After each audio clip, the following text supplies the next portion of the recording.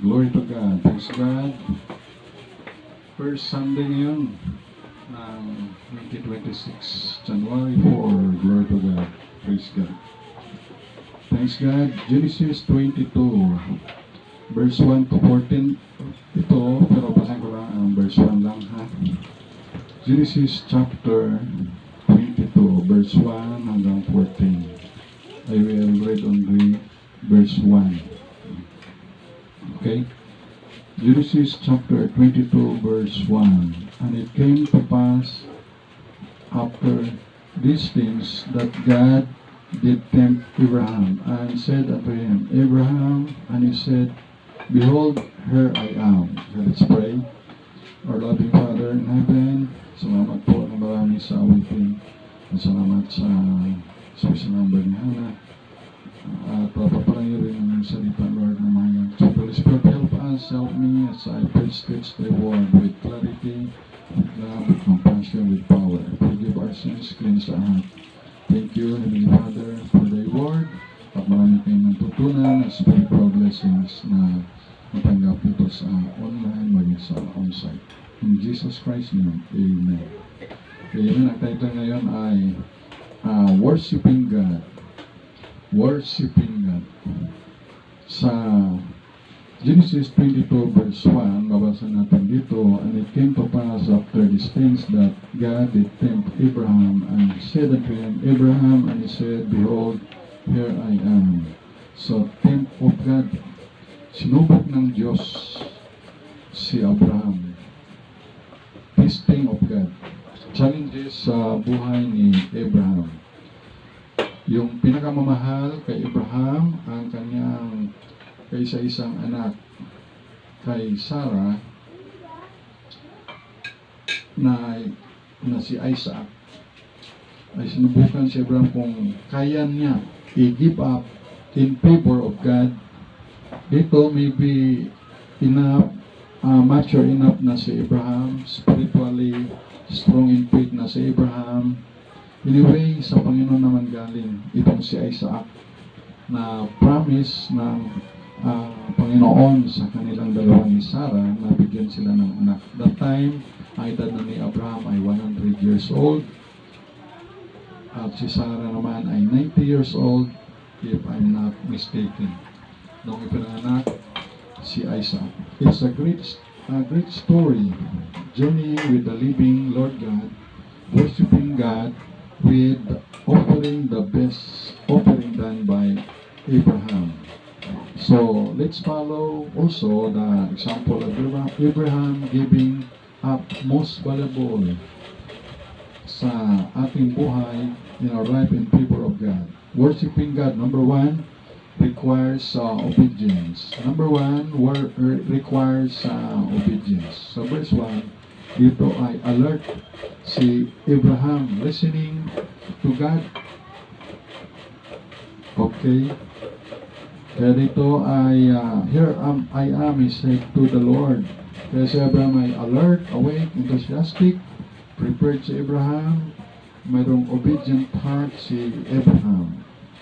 1 Samuel 15:22, and Samuel said, Had the Lord as great delight in burnt offerings and sacrifices as in obeying the voice of the Lord? Behold, to obey is better than sacrifice, and to hearken than the fat of rams.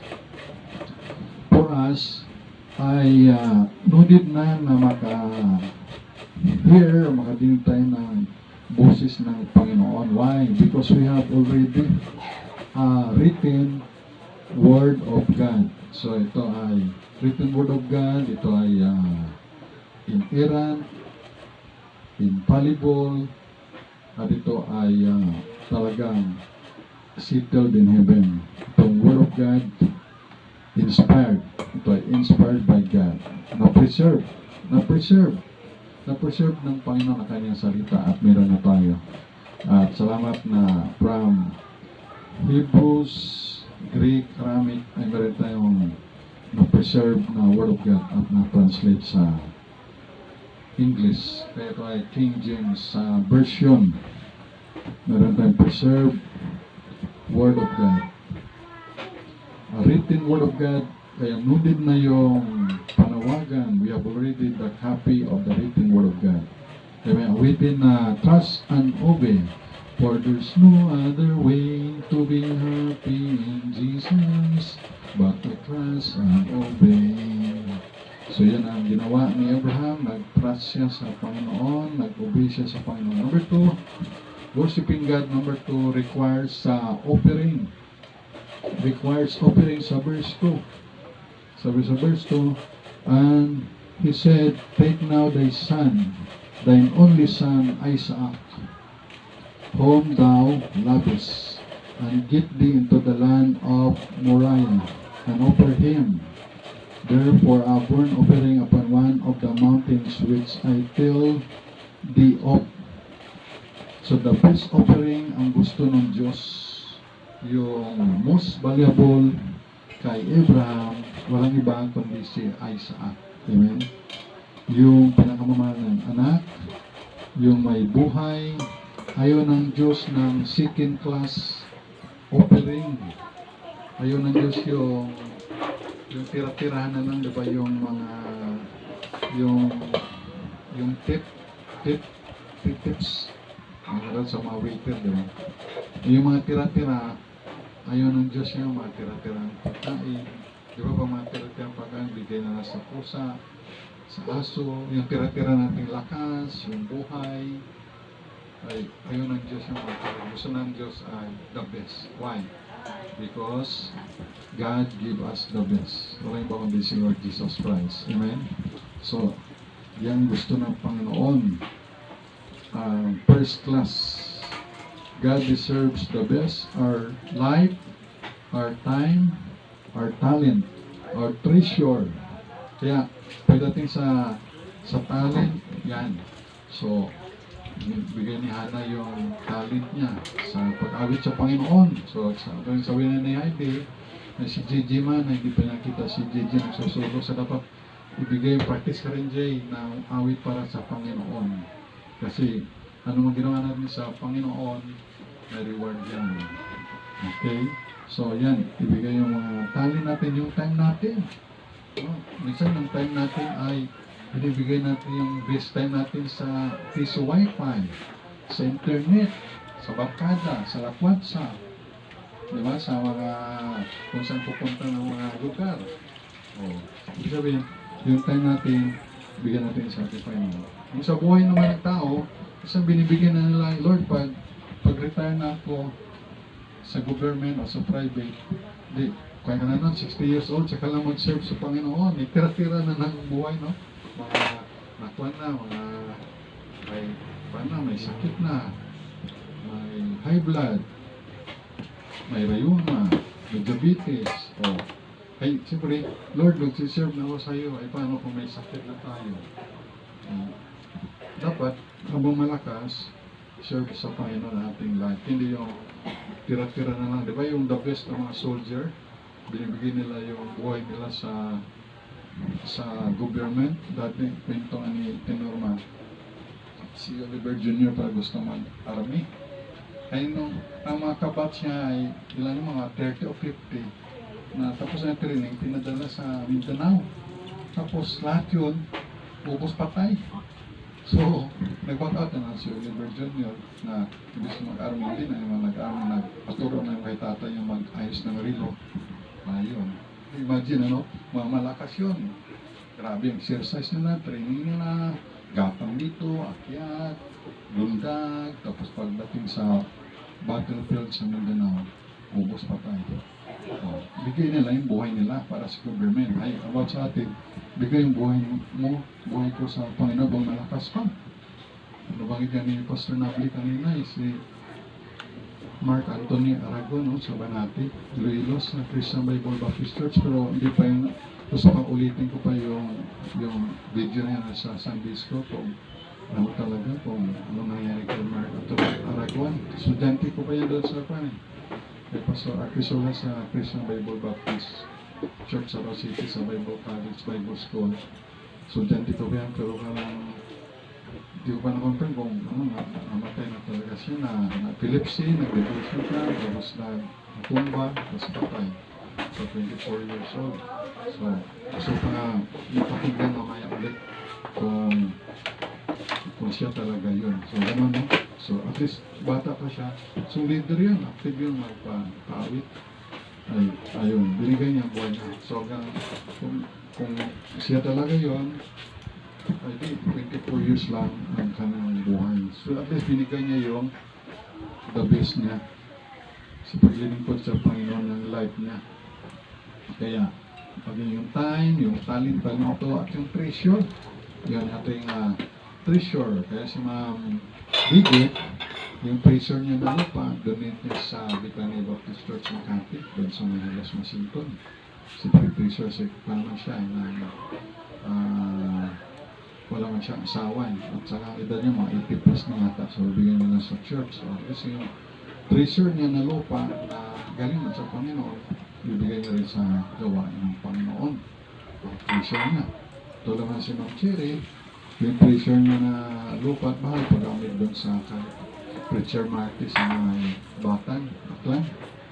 Pati yung mga tanim doon, mga gulay, mabalang si preacher Marty doon, mga tanim, mga makakain nila. So at least, yung treasure ba, pinagamit sa Panginoon. As long as gamitin sa gawin ng Panginoon. Si Nana Shirley nga, yung sa Linaban Norte na lupa na yun, meron nga kasulatan doon na permanent sa nanay na hanggang magagamit yun sa gawain ng Panginoon na isig, gamitin lang. So, mga treasure. Pagdating naman sa offering, pag sa pera, ba, may 20 pesos na papel or ano doon, 50 o 100. Kung saan yung pinakabago, yun ang nilagay ko sa offering. Envelope o offering. Hindi ko bibigay ng luma na mga paper bill. Kundi the best dapat bibigay sa Panginoon. Everything God gives His best to us.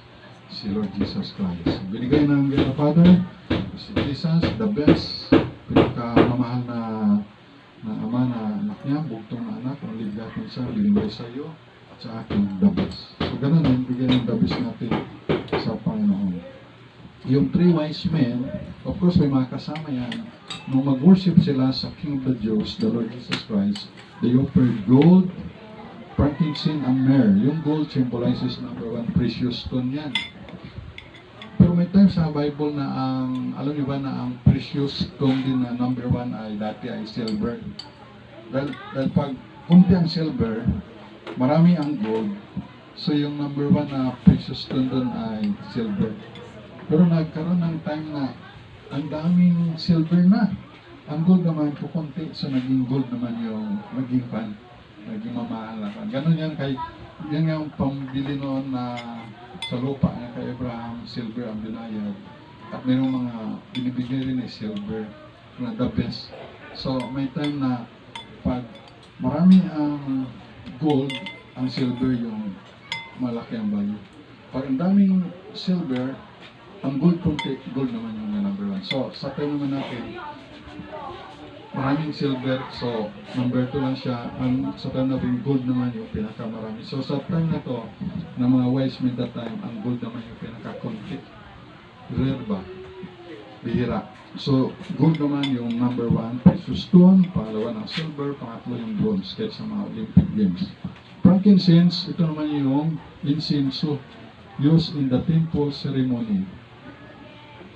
Myrrh ay ito naman ipabango. Kaya symbolizes na si Lord Jesus, burial ng namatay si Lord Jesus, at siya in living, siyempre lalagyan ng pabango. So yun ang symbolizes the myrrh bilang pabango sa burial ni Lord Jesus. Our Savior, Lord Jesus Christ, offers His life to us, the only acceptable offering to God for the redemption of a sinful man and woman. And then number 3, the last, requires faith. So, ang title, Worshiping God. Ano yung number 1? Requires obedience. Number 2, requires offering. Number 3, the last, requires faith. Early in the morning, sa verse 3, and Abraham rose up early in the morning. Bakit kanina nga, alas 3 na maaga. pasado alas 3 ng umaga. Nung mga kabataan pa rin dyan, nakatay sa Starry Friday dito, may laman. Nagbaraha sugal, no? Mga kabataan, alas 3 ng pasado ng umaga ay gising pa. Pero si Abraham rose up early in the morning para mag-worship sa Panginoon. And saddled his ass and took two of his young men, may dala siyang young men, kabataan na dalawa, with him and Isaac his son, and played the wood for the burnt offering, and rose up and went unto the place of God had told him. So, a man of faith si Abraham. Din sa verse 8, nabasa rin natin dito, na and Abraham said, my son, God will provide himself a lamb for a burnt offering as they went both of them together. Alam niyo itong lamb na to, sabi ni Abraham, my son, God will provide himself a lamb. So it pictures na yung lamb rin dito sa New Testament ay si Lord Jesus. Mag-provide ang Diyos ng lamb, ng sacrifice. At yun ay no other than the Lamb of God, the Lord Jesus Christ. Yung imbis si Isaac, yung i-offer ay yung lamb na lang i-offer for a burnt offering as they went both of them together. Kaya one of the heroes of faith itong si Abraham. Kaya requires faith. Ito sa Hebrews chapter 11, verse 1, verse 2, verse 8 hanggang 10. Hebrews chapter 11, verse number 1. Yung faith ay we believe sa mga bagay na hindi natin nakikita. Yan ay faith. Now faith is the substance of things hoped for, the evidence of things not seen. For by it the elders obtained a good report. So elders, don't say Abraham. Sa verse 10, by faith, kumbaga siya ay yung sinauna, mga matatanda. By faith, Abraham, when he was called to go out into a place which he should after receive for inheritance, obey, and went out not knowing whither he went. By faith, he sojourned in the land of promise, as in a strange country, dwelling in tabernacles with Isaac, and Jacob, the heirs with him of the same promise. For he looked for a city which had foundations, whose builder and maker is God. So, tayo sa pag-worship sa Diyos, worshiping God, requires rin sa atin ng faith. Bakit tayo nag-worship sa Panginoon? Siyempre yan ang gusto ng Panginoon, na nag-worship into God in spirit and in truth, and requires faith.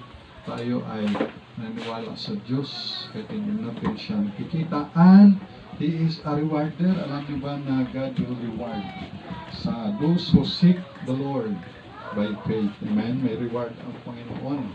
At inuuno ng Panginoon. At napiplease ang Panginoon sa ating panampalataya sa Kanya. Kahit hindi natin nakikita ang Panginoon, ay niniwala tayo na mayroong Diyos. At yan ay it pleases God, even our faith. Worshiping God, number 1, requires obedience. Worshiping God requires number 2, offering. Ibig sabihin ko, magsimba sa Panginoon, si Abraham may daladang offering. The best pa yung anak niya. Pero alam niya na God will provide. Kasi paano siya, spiritual mature. And then number 3, worshiping God requires faith. Okay, so imagine, ang attendance lang nila sa pag-worship sa Panginoon, dalawa lang sila, si Abraham lang at siya sa Isaac. So, kaya huwag tayong ma-discourage kung ang attendance lang natin ay more or less 20 lang, silang. Dati nga, si Pastor Ali, kwento niya, worship sila dati. Sige, dito sa Kalibo, sige invite, so winning, bigyan babasahin, tapos yung imbitahan, so sunduin na, pag San Gatago, wala pagbalik sa MBC auditorium, dyan sa 19 Martyr Street, walang dala si Ma'am Rose, dalawa lang sila ni Pastor Ali, Gasimba. Oo. Pero ngayon, marami na din sila. Parang, gano'n eh si Abraham. Dalawa lang sila ni Isaac. So, gano'n din sa atin. Kahit kunti lang, importante mag-worship ka sa Panginoon. Oh. Siyempre, ang mga tao ngayon, ang wini-worship na nila ay tingnan mo sa yung bola, tingnan mo sa NBA. Ang daming po ng auditor sa NBA at hindi sa mga 15 to 17,000. Ang ginasimba nila, gloves sa mga boxing, at hindi siya mga 15,000 to 17,000. PBA o football or may mga concert yung mga concert na si Elias, ikaw man nga kilala yan, pero din ito lang, ang daming fan. Ang worship nila ay mga singer, mga rock singer, mga believer, marami. Minsan naman, ang worship ay baraha. Imagine, abot na alas 3, sasado. Sige man ba, ikot-ikot lang naman yung pera nila, di ba? Ikot-ikot lang, oh. Hindi naging fruitful yung time nila. Oh. Pero binibigyan din naman natin ng gospel track. Binibigyan babasahin. Well, mas pinili ko nila yung mga ganun. So, talagang it takes time na maturuan, ma-disciples. Importante ay tayo worship God in spirit and in truth. And still praying for them, siyempre. Na tayo rin naman dati katulad din nila. Pero tumagal ang panahon na meron bigay rin ng time sa ipag-pray tayo, turuan tayo, then maganito naman tayo. So, dati, gano'n rin naman tayo sa kanila dati, di ba? Pero sa tsaga ng iba, tayo rin ay nakalas na yung tanikala ng mga ganong mga bagay o sitwasyon sa buhay. So, praise the Lord, patuloy lang tayo, huwag madismaya, kundi tayo lang ay patuloy na mag-worship sa Panginoon. Worshiping God requires obedience, requires offering, requires faith. God bless us all. Let's pray. Heavenly Father, thank you po sa inyong salita. Thank you po sa buhay ni Abraham at ni Isaac na we worship you, God, in a place na tinuro mo sa Mount Moriah.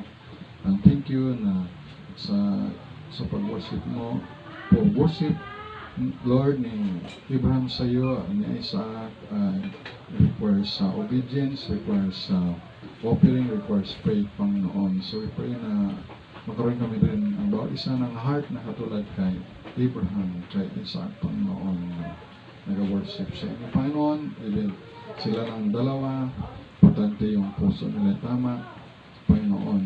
Meron maraming attendance, pero wala naman pala ang puso nila sa pag-worship sa iyo, Panginoon. So, salamat na napiplis ka sa pag-worship ng iyong mga anak na bagamat hindi namin kayo, O God, nakikita, we believe in you. So, na ito ay na-place ka, nalulugod ka pa sa puso na bawat isa na nandito, Panginoon. We pray rin na mga kapatiran na wala ngayon dito, Lord, dahil sa ulan o baha sa mga kalsada, sa mga lugar nila. We pray next time ay makasama namin sila Ama sa pag-worship sa iyo sa lugar na ito. As we gather together na not forsaking ourselves together to worship you in spirit and truth. Sa lahat ng glory, honor, and power, we thank you sa time. Thank you, Sweet Holy Spirit, for your blessings. Bless our thanks and offering. Bless the gift and the giver. Bless also our physical food. In Jesus Christ's name, amen and amen.